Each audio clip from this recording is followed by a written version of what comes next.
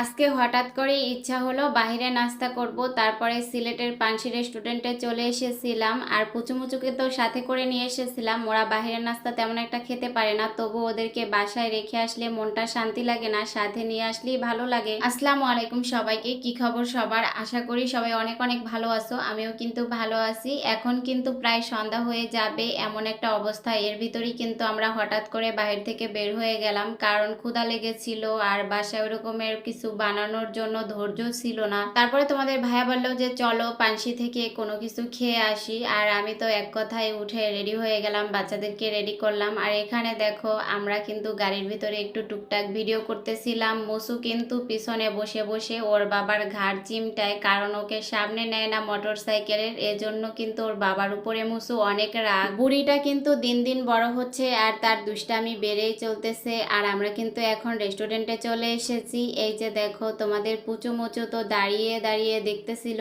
আশেপাশের মানুষজন, আর এখানে বসে আমরা একটু হাই হ্যালো করতেছিলাম, মানে বাহিরের সাইডে বসছিলাম। তারপর তোমাদের ভাইয়া বলে যে বাহিরে বসার দরকার নাই, চলো আমরা ভিতরের দিকটাতে বসি। তারপরে এই তো ভিতরের দিকটাতে আমরা চলে গেলাম। আর পানসি রেস্টুরেন্টে কিন্তু সব সময় অনেক বেশি ভিড় থাকে। মাশাআল্লাহ, এই রেস্টুরেন্টের খাবার সবাই অনেক অনেক পছন্দ করে। এদিকে দেখো তোমাদের ভাইয়া তো ফোনে কথা বলায় ব্যস্ত, আর পুচু মুচু দুইজন তো দুইটা চেয়ারে বসে বসে এমন একটা ভাব নিতাছে যে তারা সবকিছু বুঝে, আজকে তারা রেস্টুরেন্টের অনেক কিছু খেয়ে ফেলবে। আর দেখো দুষ্টামি শুরু হয়ে গেছে। 2 মিনিট যাইতে না যাইতে মুসু তো টেবিলের উপরে উঠে বসতেছে, আলবি এদিক দিয়ে ওই দিক দৌড়াদৌড়ি করতেছে। এদিকে দেখো আমরা এসেছিলাম হালকা পাতলা নাস্তা খাওয়ার জন্য, কিন্তু তোমাদের ভাইয়া এসে ভারী নাস্তা নিয়ে বসেছে। মানে পানসি রেস্টুরেন্টের ঢোকার সাথে সাথেই সে বলতেছে এখন সে মোরগ পোলাও খাবে। আর আমার তো মেজাজ গরম হয়ে আছে, কারণ এসব খাবার কিন্তু বেশি পরিমাণে খেলে স্বাস্থ্যের জন্য ক্ষতিকর। তাছাড়া তোমাদের ভাইয়ার ওজনটাও বাড়তেছে। আমি বললাম এসব খেও না, কিন্তু কার কথা কে কানে নাই, সে তো তার মতো করেই খাচ্ছে। মানে তার বিরিয়ানি, কাচ্চি, তারপরে মোরগ পোলাও, ভাত টাইপের জিনিস তার অনেক অনেক পছন্দ। আর আমি এদিকে আমার জন্য অর্ডার করছিলাম একটা ফালুদা, ভাবছিলাম ছেলে মেয়ে একটু খাবে, কিন্তু ওরা তো একটুও খেলো না। তারপরে তোমাদের ভাইয়াকে বললাম যে নাও তুমি একটু টেস্ট করে দেখো, গরমের ভিতরে ঠান্ডা ঠান্ডা খাবার খেতে ভালো লাগবে। কিন্তু সে টেস্ট করতে গিয়ে অর্ধেকটা খাবারই শেষ করে দিল। আর এদিকে দেখো মুসু খালি বাটি নিয়ে দাঁড়িয়ে আছে, তার মুখের কি একটা অবস্থা করছে, মনে হয় যে সে সবটুকু খাবার খেয়েছে। তারপরে তার নাকের একদিক দিয়ে সর্দি পড়তেছিল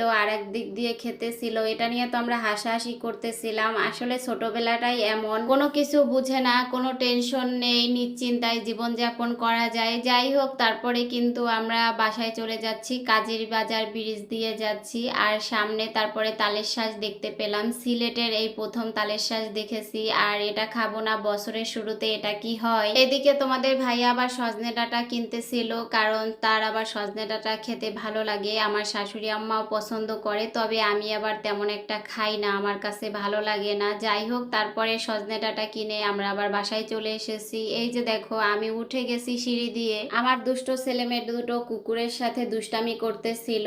আর এই কুকুরটা একটু অসুস্থ, তবে কিন্তু কাউকে কামড় টামড় দেয় না। যাই হোক, আমরা কিন্তু বাসার সামনে চলে এসেছি। আমার ছেলে তো জুতা খোলা নিয়ে ব্যস্ত, আরেকজন দরজা খোলা নিয়ে ব্যস্ত। দরজা খুলতে লেট হচ্ছিল, তার জন্য তারা কি করবে খুঁজে পাচ্ছিল না। আর এদিকে দেখো আমি বাসায় এসে বোরখাটা পর্যন্ত খুলি নাই, তাড়াতাড়ি তালের বিচি নিয়ে বসে পড়েছি খাওয়ার জন্য। হাত দিয়েই ছুলে খাচ্ছিলাম। আর কি বলবো, এই সময়টা কিন্তু প্রচুর পরিমাণে গরম, কিন্তু এই গরমের সিজনে যেসব ফল পাওয়া যায় এই ফলগুলো কিন্তু আমার আবার অনেক বেশি পছন্দের, যেমন লিচু, তালের বিচি, আম, এগুলো তো আমি প্রচুর পরিমাণে খাই এই সিজনে। এদিকে দুই ভাই বোনকে একটু তালের শাঁস দিয়েছিলাম, আর ওরাও দুজন খুব পছন্দ করে খেয়েছে। যাই হোক, ভিডিওটা যারা এ পর্যন্ত দেখেছো সবাইকে অসংখ্য ধন্যবাদ। যদি ভিডিওটা কোনো অংশে ভালো লেগে যায় তাহলে কিন্তু একটু লাইক কমেন্ট শেয়ার করবা। আর দেখা হবে নেক্সট আরেকটি সুন্দর ভিডিওতে। আসসালামু আলাইকুম।